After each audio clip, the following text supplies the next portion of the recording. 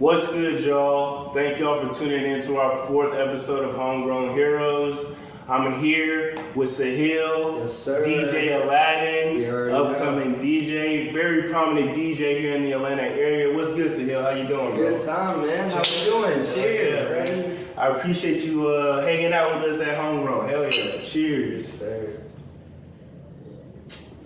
So, all right, Sahil, a lot of people know you. I know you got a lot of clout out there, but a lot of people may not know where you're from. So tell the people a little bit about yourself. Okay, my family is originally from India. Okay. I was born in Gwinnett, though, so you know the North.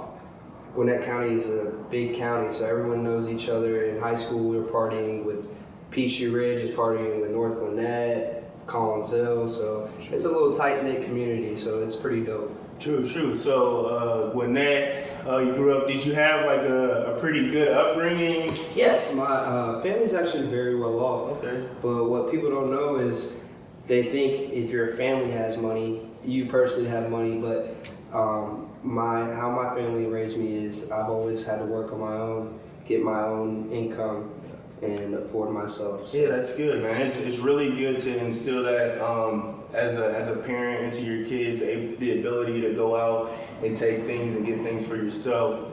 Not everything should be handed to you. Nah, definitely not. That's good, man. So I'm assuming you said your parents are from India. Do you have any other siblings? Are you like the first person born in America in your family, or? Oh no. I have other family members in the U.S. as well. I also have a little brother. He's 14. He's gonna go to Lambert High.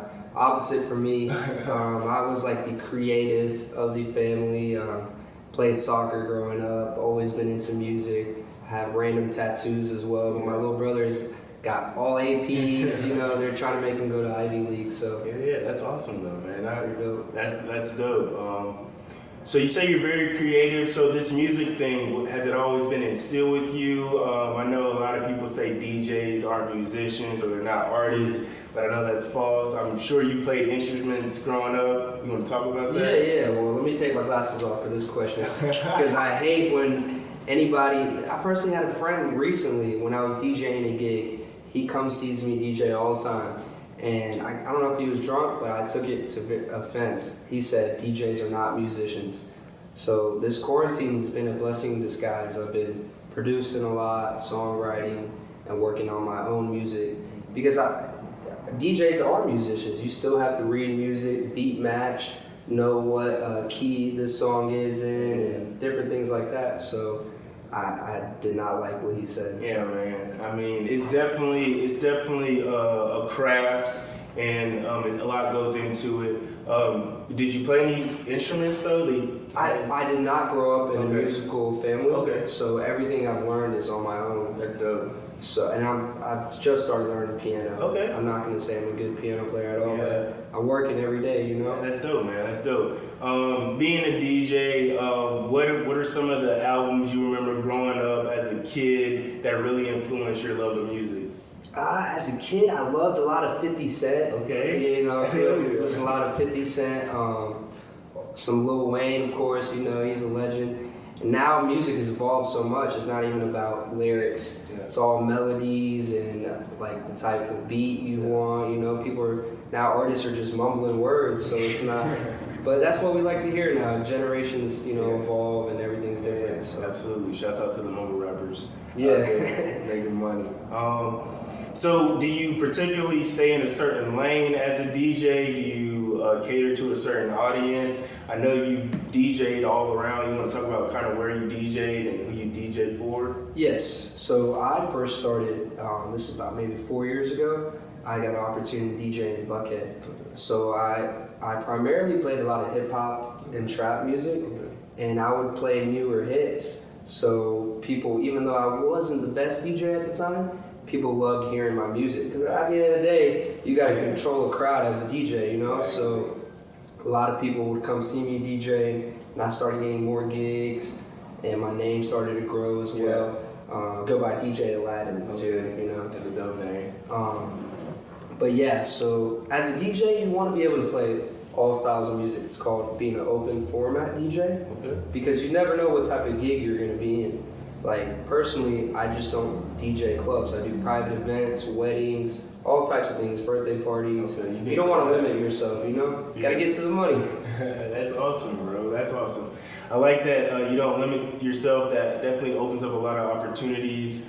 Do you see yourself more of like a club DJ, or do you see yourself ever like DJing at like Coachella with like thousands of fans? Like, Yeah. what do you really see? I've also I don't play much EDM music, Okay. but now this generation loves electronic music. So if you're not playing EDM music, you're kind of behind. I don't see myself at festivals. I can play EDM music. It's honestly easier to beat match and blend just EDM music because it's just the beat rather than you're playing like an actual song with lyrics in it. Right. But I see myself more as a club DJ. But I never want to limit myself because opportunities are endless. Yeah. So That's dope, man. I know we're getting into the club atmosphere a little bit later. I got a couple. Sir, members only tonight. Yeah, 2 Chainz Club, that's where we're at. Yeah, shouts out to 2 Chainz. My boy DJ Aladdin is doing big things. I got a couple of funny questions I want to ask you, just you being a DJ. How often do you get a drunk girl walking up to you requesting a song? About every hour. You know, people love song requests, and I'm just a nice guy. You don't want to be. A lot of DJs will blow off people, but you got to kind of cap to them and be like, yeah, I'm gonna play that song, yeah, and half the time they don't know, they don't even remember coming up to you. Right. So, but every hour someone's coming up for a song request. Okay, so every hour, how often are you actually? What will make you actually play the song? If the song fits my mix for the night, I will definitely play it. But if it's definitely not fitting the vibe, there's no need to kill the vibe of the night, you know, Exactly. and play that song just to make one person happy. Okay, speaking of the vibe of the night, I know DJs typically they go in with kind of a game plan. I would hope you would go in with kind of like a playlist. Do you kind of stick to the playlist, or do you divert at all based on how people are vibing? How do you usually gauge that? Well, that's actually a really good question. A lot of people don't understand DJing is a hard job. People are like, you're just pressing play, you're on the aux cord, right? Sorry if I'm talking too fast. But you have, literally I prepare all day just for one gig. My gig might be at 10 o'clock at night, but all day I'm downloading music, practicing, warming up, you know. You want to make, the better, as a DJ, the more prepared you are for the gig, the better the gig will go for you. You don't want to really wing it. Right. Obviously. So you typically go in with a playlist, but I know you said you feel the crowd. What's it like feeling the crowd? Can you describe that feeling? I know it's probably hard to describe. You never know what kind of crowd you get, you know. Sometimes a crowd will vibe with old school R&B, but then you have a crowd with a few people like the newer hip hop music. But you literally just, as a DJ, my best advice is every song you mix, check out the vibe, feel the vibe for the crowd. Because if the crowd's not having a good time, then what's the point of your job, you know? Right. That's how I feel. That's dope, man.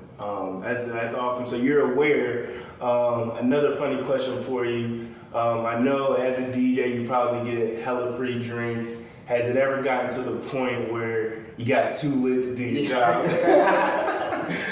This is a funny question. It's happened a few times in Buckhead too. So my birthday maybe 2 years ago, I had a birthday dinner and I still had a gig that night. So I was like, you know what? For my birthday, I'm a DJ.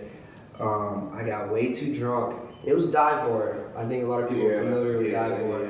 I was playing the same 3 songs. I kept playing No Hands, Hannah Montana, and then one more song, maybe like Yes Indeed. Okay. But no one, it was crazy. No one in the crowd noticed in the bar, but the bartenders noticed because it was like late night. They were like, "Are you okay? You keep playing the same song."